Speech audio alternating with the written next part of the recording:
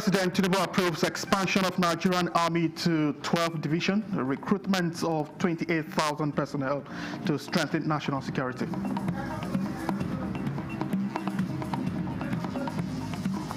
House representatives pass bill to establish state police service.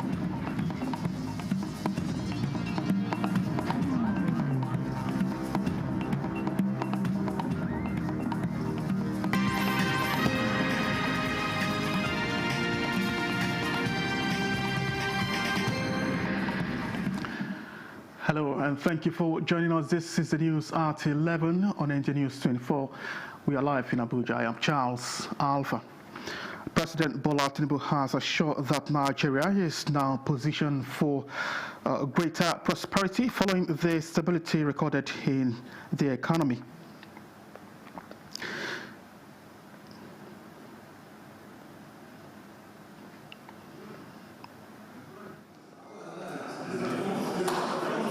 Stakeholders, including governors from the northeastern part of the country, facilitated and led to the presidential villa by Governor Babagana Umara Zulum of Borno State.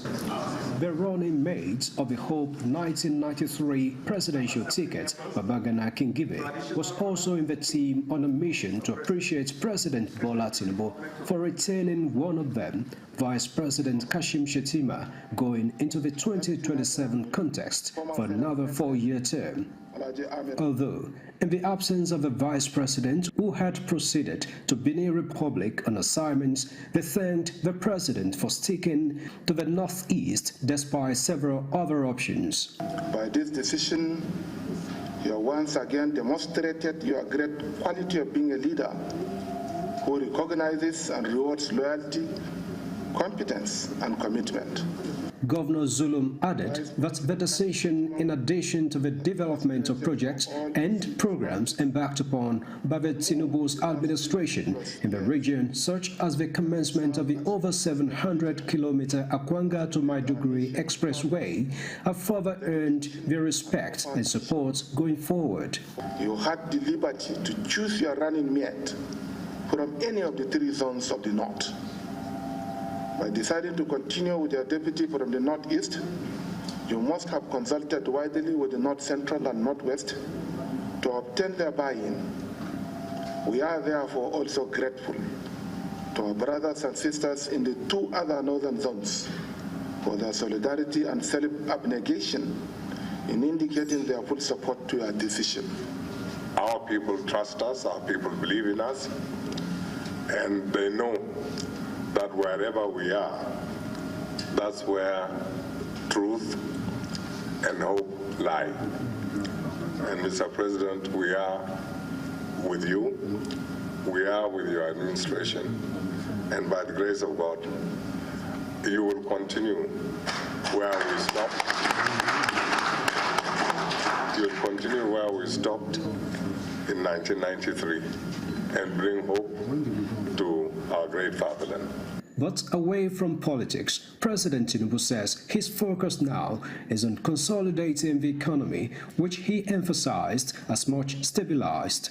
Somebody among my prospective opponents, they privatized government investments, public entities, but they forget to pay the pension.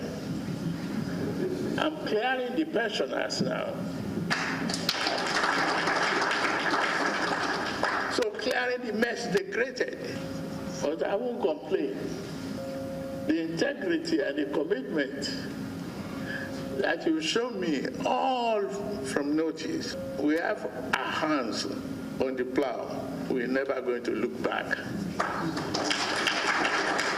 I promise you, through the twists and turns of this democracy, Nigeria will survive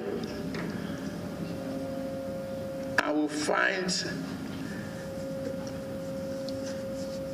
our unity in diversity a good path for democratic stability and prosperity in the country. I promise you.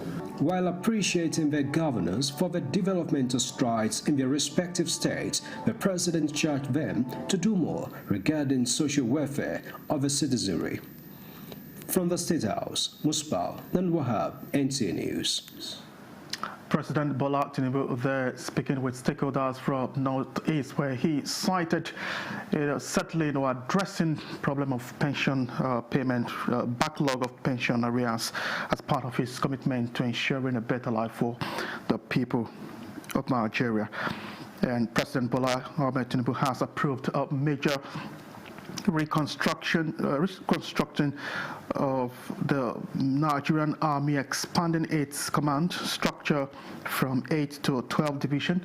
The landmark move announced by Special Advisor to the President on Information and Strategy, Bayo Onanuga, is designed to overhaul the nation's security architecture, bolster national defense capabilities, and improve overall operational effectiveness in tackling and evolving security threats across the country.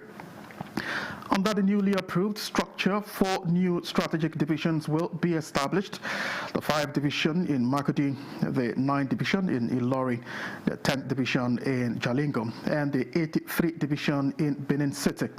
This join existing division in Kaduna, Ibadan, Jos, Port Harcourt, Maiduguri, Sokoto, Lagos, and Enugu.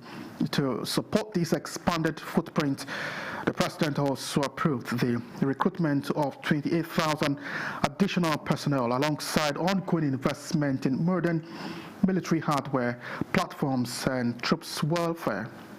The establishment of this new operational basis aims to decentralize decision-making, enhance border protection, safeguard critical national infrastructure, and accelerate military response times to emerging threats nationwide. Implementation will occur in 2 distinct phases. Phase 1, establishing the 5, 9, and 10 divisions, is scheduled for completion by September 2026, while Phase 2, focusing on the 83rd Division in Benin City, and final reorganization will be concluded by December 2026. President Tinubu praised the Chief of Army Staff, Lieutenant General Waidi Ibrahim Shuaibu, alongside officers and personnel of the armed forces for their unwavering dedication and commitment to defending Nigeria's territorial integrity, reaffirming his administration support. The President assured that continuous investment will be made to ensure the military remains highly motivated, well-equipped, and capable of guaranteeing safety for all Nigerians. Vice President Kashim Shettima has arrived Cotonou, Benin Republic, leading a high-level working visit to the Republic of Benin with governors of Kwara, Imo, Jigawa, Plateau, Katsina, and Zamfara states and senior government officials. The Vice President was received by the country's Minister of Foreign Affairs, Corinne Amory Brunet, and Minister of Tourism and External Trade, Mr. Olusegun Jadi Bakari. The delegation will visit the Glo Jigbe Industrial Zone near Cotonou, where it will engage representatives of the Beninese government, investors, and private sector operators involved in the development and management of industrial hubs. The visit is aimed at strengthening the implementation of Nigeria's Special Agro-Industrial Processing Zone program and drawing practical lessons from Benin's approach to agricultural value addition, industrial infrastructure, investment mobilization, skills development, and export-oriented production. Particular attention will be given to the GDIZ Textile Park, which operates in an integrated production system covering cotton spinning, weaving, fabric processing, and garment manufacturing. The delegation is also expected to explore opportunities for technology and industrial training, modern machinery, reliable energy systems, common processing facilities, and stronger public-private partnerships. Arising from the persistent failure, neglect, or outright refusal by several government-owned enterprises, ministries, departments, and agencies to honor invitation from the Senate in the discharge of its constitutional oversight duties, the Senate has resolved to apply sanctions on defaulters. National Assembly correspondent Lami Ali reports. At plenary this Thursday, the chairman of the Senate Committee on Finance notified the Senate that the response to the committee's ongoing investigation into the financial operations of ministries, departments, and agencies of government and government-owned enterprises is being undermined. This defiance persists notwithstanding the clear constitutional or statutory obligations to appear before the committee or furnish the information requested. Who are these people that cannot come here? If they cannot come here, we invoke our powers. The Senate emphasized that compliance is not a matter of choice. As required by law, agencies must comply with the Fiscal Responsibility Act regarding internally generated revenue, collections from stamp duties, operating surplus, and statutory remittances into the Consolidated Revenue Fund. Call on the Secretary to the Government of the Federation, the head of the Civil Service of the Federation, and all honorable ministers to ensure strict compliance by agencies under their supervisions with all invitations, summonses, and directives issued by the Senate and its committees. The Senate has, in the meantime, adopted the report of its Joint Fact-Finding Committee on Firma and National Security and Intelligence following an assessment visit to Onyagede in Benue State. It urged relevant ministries and agencies to treat the repair of key roads as a security intervention. The committees also observed that the deteriorated road has hampered the operations of security agencies by delaying emergency response and limiting patrol activities. The motion I moved some months ago that the road linking Ayigba, Dekina, Shintaku should be reconstructed immediately. That is the main road linking Kogi East to the state capital. The Lagos-Badagry Expressway that links to the Republic of Benin. That road has been under construction for many years. It also noted the call by Senator Diket Plang for a beef-up of security in Plateau Central after 2 farmers lost their lives in an attack. These attacks have continued unabated as a result of insufficient security in the area and the porous nature of our borders. 3 bills forwarded from the House of Representatives for concurrence were passed, including a bill that seeks to increase the number of judges for the FCT from 75 to 100. The long-awaited Senate National Summit on Insecurity has been scheduled for September 2026 as the Red Chamber wraps up activities for the current legislative year. It adjourned plenary to Tuesday, 15 September 2026. From the National Assembly, Lami Ali, NTA News. You're still watching the news. We'll be back with more reports. Stay with us. Every day, across forests, highways, towns, and villages, brave men and women stand watch so that Nigeria can sleep. They leave their families behind, confront danger head-on, and make sacrifices many of us will never see. Yet, the enemies of our nation continue their assault. They target our children. They murder innocent citizens. They force families from their homes. They turn thriving communities into places of fear and uncertainty. Their goal is simple: to break our spirit, divide our people, and steal the future of our nation. But Nigeria is stronger than terror. As we demand greater accountability, stronger security measures, and more effective action from those entrusted with our safety, we must also play our part. Support our security forces. Salute their gallantry. Stand with those who stand for us. If you see something, say something. Let us be our brother's keeper. We must never surrender to fear, despair, or hopelessness. This is not the time for division, not by tribe, not by religion, not by region, not by political party. Because terror recognizes no ethnicity, no faith, and no ideology.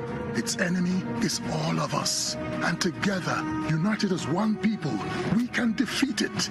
For our children, for our communities, for our future, for Nigeria. Join the movement. Stand for our country. Stand for one another. #Unite against terror. Feel the power of precision, engineered to perfection. Every component is crafted with care, and each design is meticulously tested. From concept to creation, our engineers push the boundaries of technology, seamlessly blending performance and sustainability with a deep commitment to African ingenuity. Introducing the CNG Boss, a remarkable achievement in engineering designed to operate on compressed natural gas, a cleaner and more sustainable fuel alternative. At Innocent Vehicles, we proudly lead the way in creating greener mobility across Africa. And it doesn't stop there. From SUVs to sedans, spacious buses to electric cars, Innocent offers a wide range of models designed to meet every need. Innocent Vehicle, the pride of African roads.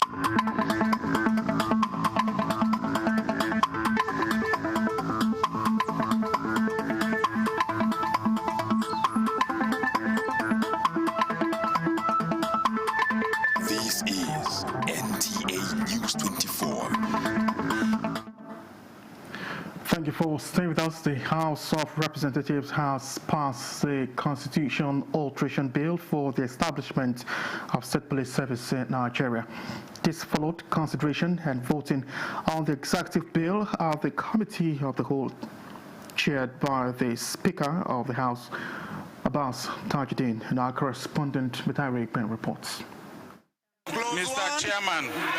Consideration of the executive bill to establish state police services at the Committee of the Whole was the last item on Thursday's plenary, with the House adopting a motion to allow members who were not physically present to participate and vote virtually.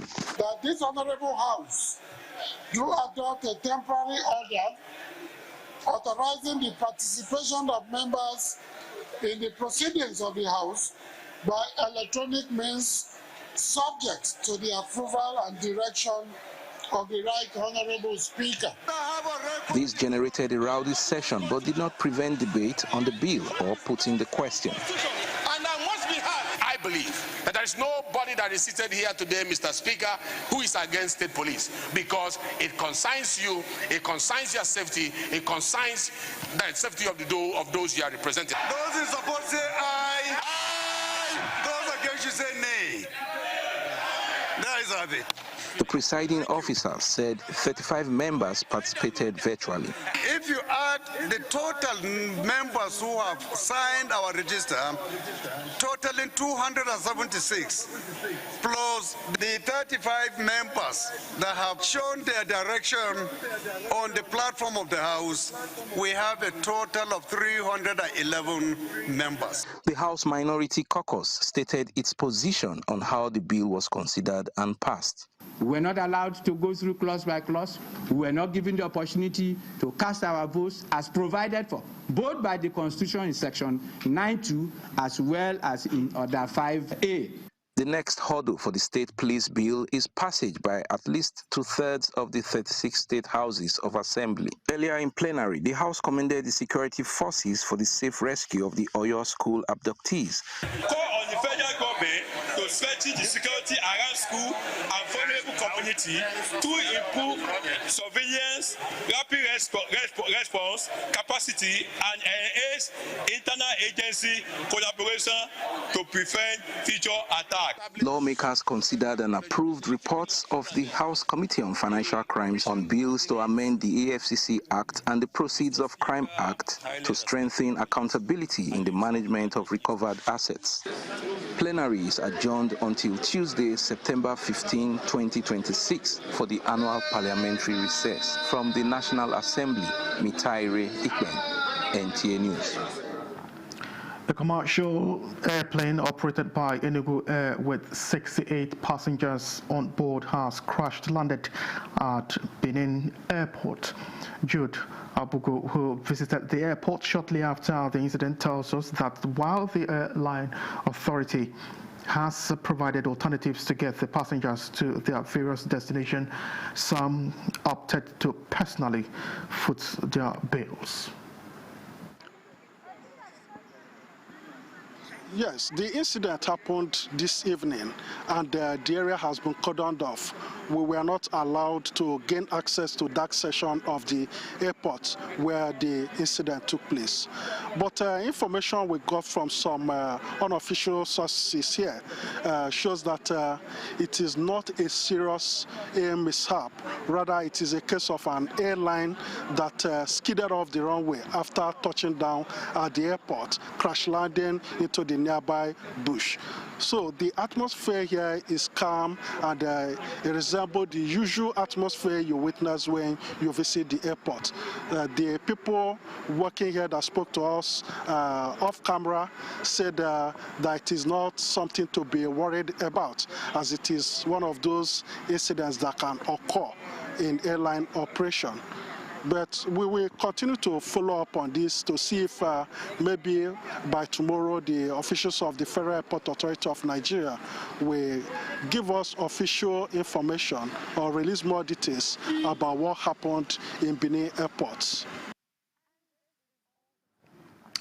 Thank you for that reporting. And moving on, the Minister of Labour and Employment, Muhammad Gary Dingyadi, has assured unemployed Nigerians that the current administration will not relent in its effort to create employment opportunities.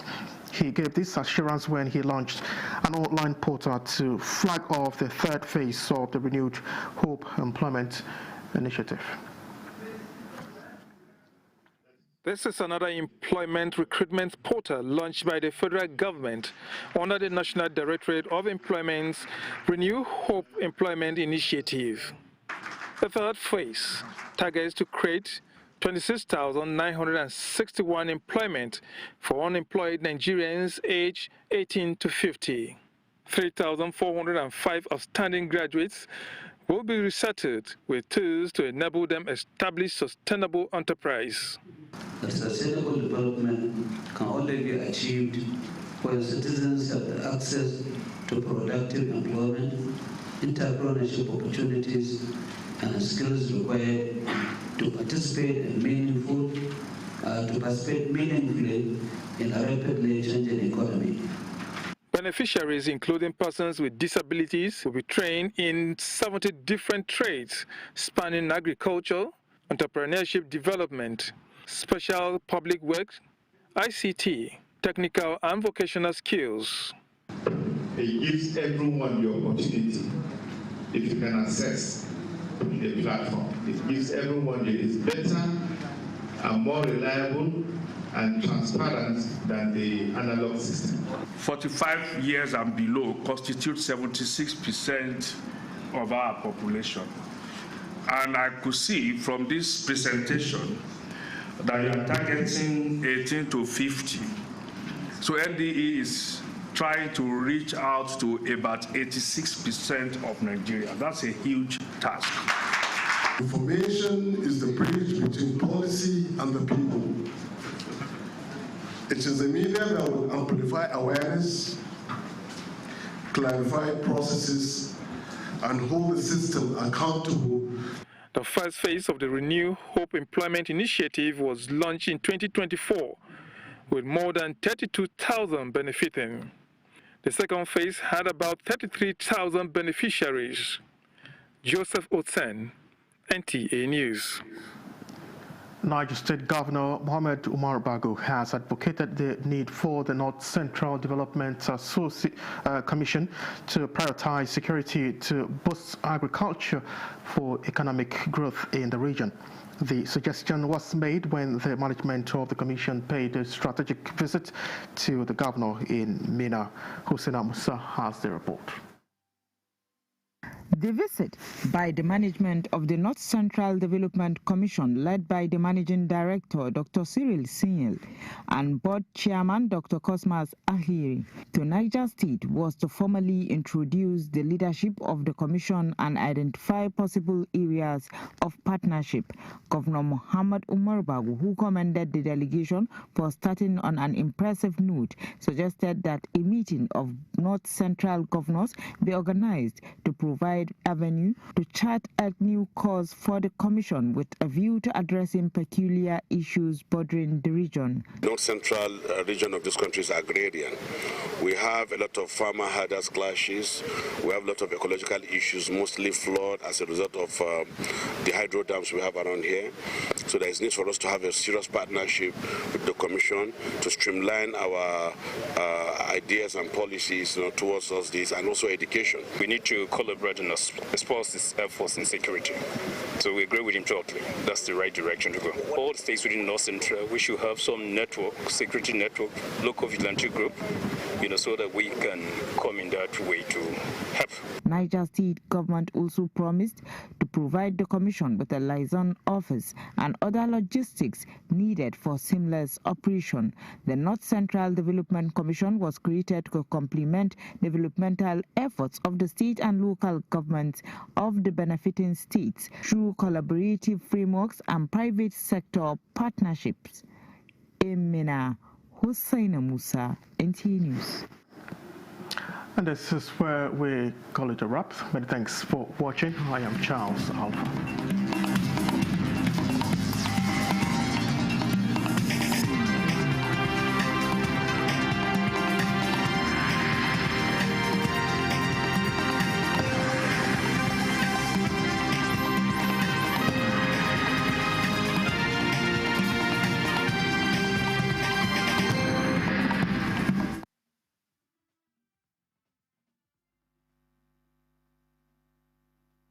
We're going down, but only on this escalator. At the Ministry of Interior, service is on the rise, tech-driven, people-focused. News. Fortunately, not all of them will end that way. Absolutely, Patience. So we ask ourselves, what keeps love alive then? What strengthens the marriage? And when things break down, what lessons do we learn? Today on Weekend Deal, we'll be having an open, honest, and balanced conversation about relationships and breakup. So wherever you are on the journey, we would love you to join us. I am Patience Eloy Abba, and this remains your favorite weekend show on TV. And it promises to be a bumper package, one you cannot afford to miss. Meanwhile, Weekend Deal, your effervescent breakfast television program, is live on YouTube at NTA Live.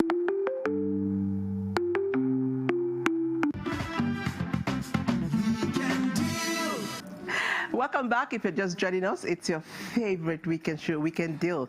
But I'm going to have a new line to that. It's Weekend Deal. Last weekend, something amazing happened here. Ivua wrote to us and told us how he doesn't watch Nigerian shows and gave us his reasons. But he stumbled on our show and got captivated and said our show has head. And after that line, many viewers wrote in, hey, Weekend Deal, the show will get head. So from time to time, you hear Patience say something like, hey, it's Weekend Deal. That show we get head. Omo, it feels nice. Anyways, today it's all about relationships and breakup. We all love, a lot of us love love stories. I personally love love. But unfortunately, not all love stories end well. Expectations change, communications break, trust is lost, and so on and so forth. And all of a sudden, that amazing couple that cannot do without each other some of them become total strangers. Others manage some sort of friendship, and some even become sworn enemies. What happened? We'll be answering all these questions and more. We'll start our conversation with Jane Izon, and she's taking a look at love, expectations, reality, and romance. Caught a little bit of magic in your eyes last night. Love. It is one of the most powerful emotions we experience.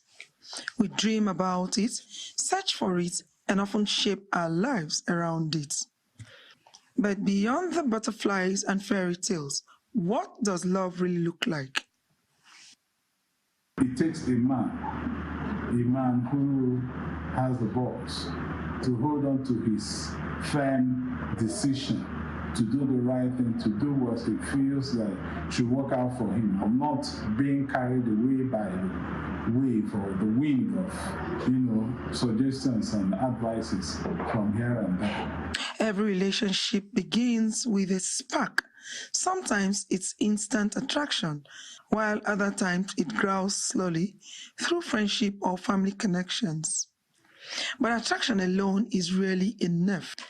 Lasting relationships are built on compatibility, trust, communication, and a shared commitment to grow together.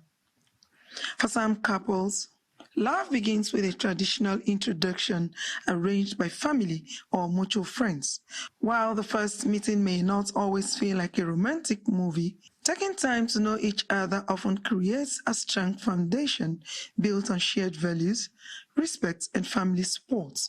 Others find love in most unexpected places through social media, at work, during a random encounter, or even by chance. Their stories remind us that love doesn't always follow a script.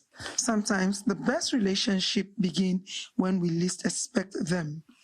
Today's world often presents picture-perfect relationships online, creating expectations that love should always be